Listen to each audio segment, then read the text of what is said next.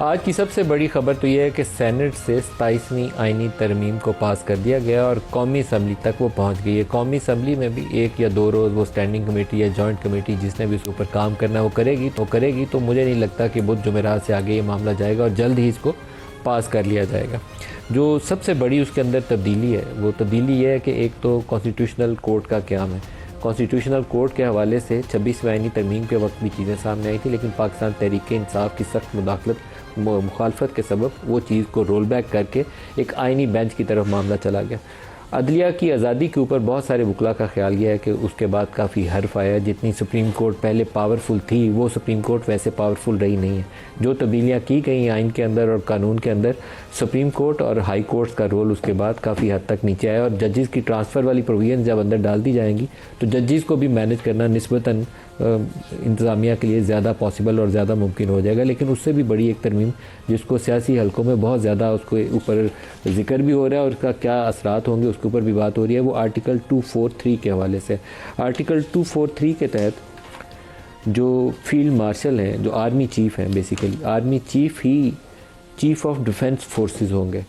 Chairman joint chiefs of staff committee का जो होता है वो 27 नवंबर को मौजूदा जो chairman joint chiefs of staff committee हैं उनकी रिटायरमेंट के साथ ही ख़त्म हो जाएगा और chief of defence forces, India में चीफ़ ऑफ डिफेंस सर्विसेज के नाम से एक ओहदा मौजूद है जिसको उन्होंने रिसेंट पास के अंदर एक ऑफिसर अपने को तरक्की भी दी और उसके ऊपर फाइज भी रहे। लेकिन पाकिस्तान में ये पहला मौका होगा कि chief of defence forces, army chief भी वही और चीफ़ ऑफ डिफेंस फोर्सेस भी वही। साथ ही ये कर दिया गया है कि तीनों सर्विसेज के अंदर फील्ड मार्शल यहाँ पर वहाँ पर, नेवी के अंदर, वहाँ एयरफोर्स के अंदर भी सिमिलर ऑफिस की प्रोविजन बनाएंगे और उनको नेशनल हीरोज़ का दर्जा होगा और नेशनल हीरोज़ के तौर पर वो तमाम उम्र रिटायरमेंट के बाद भी जो भी उनका ऑफिस के टर्म होगी उसके बाद भी अपना यूनिफॉर्म और रैंक्स अपने पहन सकेंगे। सदर साहब को भी इम्यूनिटी दी गई है और लाइफ टाइम इम्यूनिटी है। लाइफ टाइम इम्यूनिटी का या किसी भी इम्यूनिटी का तस्वुर वैसे जो मॉडर्न डेमोक्रेटिक कल्चर है उसके अंदर एग्जिस्ट नहीं करता। सदर को आमतौर पर इम्यूनिटी दी जाती है for discharge of his official responsibilities. जब वो ऑफिस में रहते हुए जो काम करते हैं उसके ऊपर उनको इम्यूनिटी होती है। जैसे ही वो दुनिया सारी में जो डेवलप्ड डेमोक्रेसीज़ हैं अपने ऑफिस से बाहर निकलते हैं, अगर कोई गलत काम किया हो, जैसे फ्रांस के अंदर बड़ी मशहूर मरूफ उनकी वो सब मरीन वाली डील के अंदर करप्शन की किकबैक्स के इल्ज़ामात हैं, तो उन्होंने अपने फॉर्मर प्रेसिडेंट को दोबारा से सज़ा दे दी इस बात के ऊपर कि उसने उस डील के अंदर जो सब मरीन की डील थी उसमें किकबैक्स ली। तो ये वाली डेवलप्ड डेमोक्रेसीज़ की मिसाल है। लेकिन पाकिस्तान में हम कहते हैं कि लाइफ टाइम इम्यूनिटी हो जानी चाहिए और इस तरह की और बहुत सारी तब्दीलियाँ हैं जो इस 27वीं तरमीम का हिस्सा बनी है, उसको आज के प्रोग्राम में डिस्कस करेंगे। अभी से थोड़ी देर पहले एक और ख़बर यह है कि दिल्ली के अंदर एक मेट्रो स्टेशन के करीब ब्लास्ट हुआ है जिसमें 9 के करीब अफराद के हलाक होने की खबर है और काफ़ी ज़्यादा तादाद में लोग ज़ख्मी भी हैं। ये जहाँ पे भी ब्लास्ट हो, कोई दहशतगर्दी का वाक़या हो, तो पाकिस्तान को किसी भी तरीके से उसमें हमें सबको अफसोस का इजहार करना चाहिए, इसलिए कि कहीं पे भी किसी इनोसेंट सिविलियन की जान जाती है तो उसके ऊपर दुख और अफसोस होता है। लेकिन पाकिस्तान और इंडिया के ताल्लुकात के अंदर माजी करीब में बाज़ वाक़यात ऐसे हैं कि जब ऐसा कोई वाक़या इंडिया में हो तो उसके बाद सबसे पहले पहलगाम और पुलवामा जैसे वाक़यात हमारे सामने एकदम से ज़हनों में ताज़ा हो जाते हैं। ये वाक़यात का नतीजा था कि इंडिया ने पाकिस्तान में पहले बालाकोट पे स्ट्राइक्स की और अभी ये जो मई वाला इंसिडेंट था, दोनों फॉल्स फ्लैग ऑपरेशन थे और दोनों का उन्होंने मुद्दा पाकिस्तान पे इल्ज़ाम लगाया, ब्लास्ट वहाँ पे करवाए, इल्ज़ाम पाकिस्तान पे लगाया और हमलावर हो गए। तो वो वाली सिचुएशन अल्लाह ना करे कि हो, क्योंकि इंडिया से कुछ बैद नहीं है।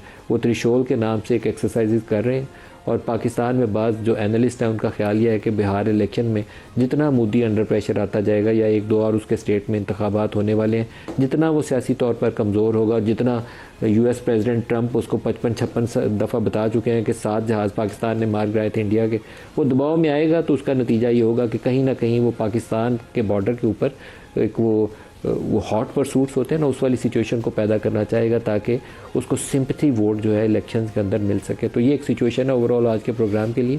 सर 243 के ऊपर ही पहले जनरल साहब आप ही वजाहत कर दें। Chief of defence forces, army chief भी वही होंगे, चीफ़ ऑफ डिफेंस फोर्सेज भी वही होंगे और एक और बड़ी सिग्निफिकेंट चेंज ये है कि प्राइम मिनिस्टर जो है on the recommendation of the chief of army staff army के अंदर से एक ऑफिसर को नेशनल स्ट्रेटेजिक कमांड का सरबराह भी मुकर्रर करेंगे। तो दो बहुत बड़ी मैसिव चेंजेस आपने 27वीं तरमीम के अंदर इंट्रोड्यूस करवाई हैं।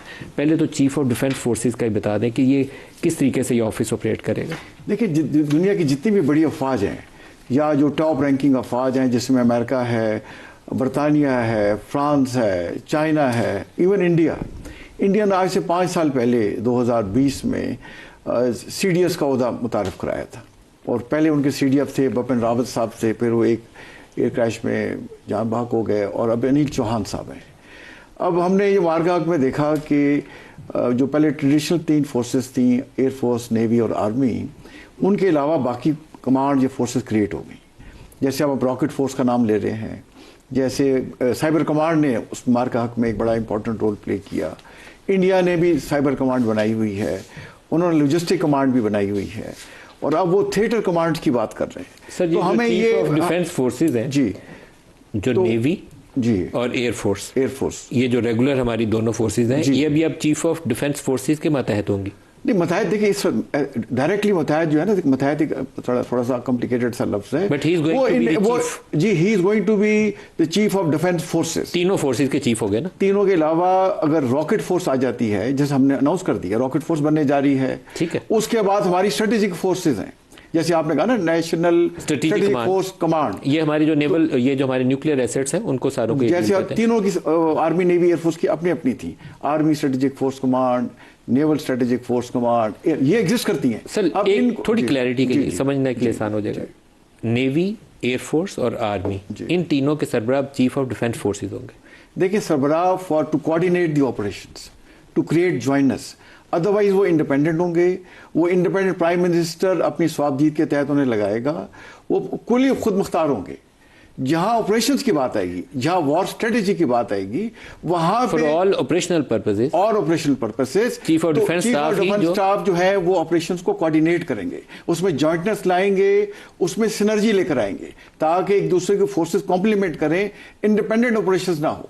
बिलाल साहब से पूछते हैं। बिलाल साहब, ये तो मैं इसमें सिर्फ ये ऐड कर, जैसे त्रिशूल का आपने जिक्र किया, अब देखिए त्रिशूल में उनकी आर्मी, नेवी, एयरफोर्स हिस्सा ले रही है, उसमें साइबर कमांड हिस्सा ले रही है, उनकी लॉजिस्टिक कमांड हिस्सा ले रही है।